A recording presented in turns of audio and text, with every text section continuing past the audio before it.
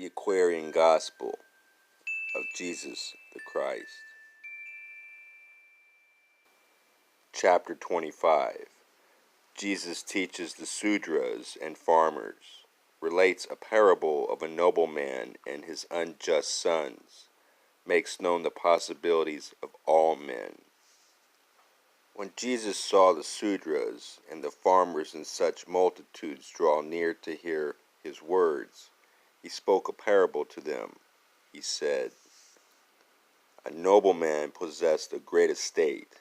He had 4 sons, and he would have them all grown strong by standing forth and making use of all the talents they possessed.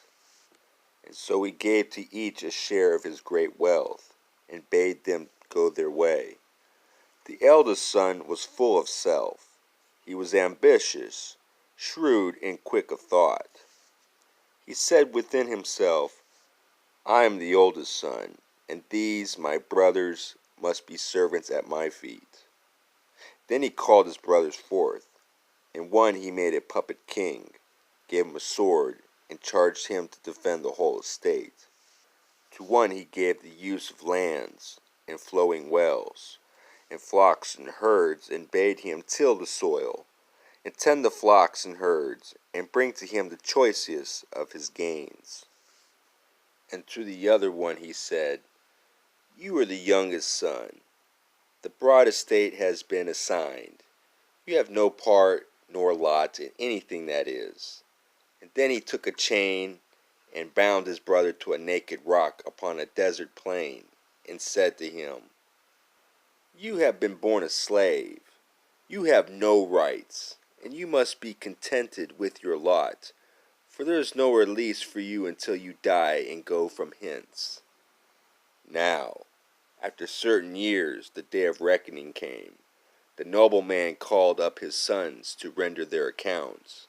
And when he knew that one, his eldest son, had seized the whole estate and made his brothers slaves, he seized him, tore his priestly robes away, and put him in a prison cell, where he was forced to stay until he had atoned for all the wrongs he had done.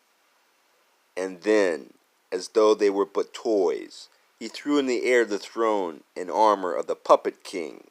He broke his sword and put him in a prison cell.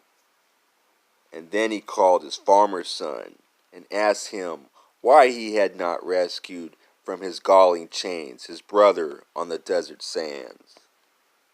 And when the son made answer not, the father took unto himself the flocks and herds, the fields and flowing wells, and sent his farmer's son to live out on the desert sands until he had atoned for all the wrongs that he had done. And then the father went and found his youngest son in cruel chains. With his own hands he broke the chains and bade his son to go in peace. Now when the sons had all paid up their debts, they came again and stood before the bar of right.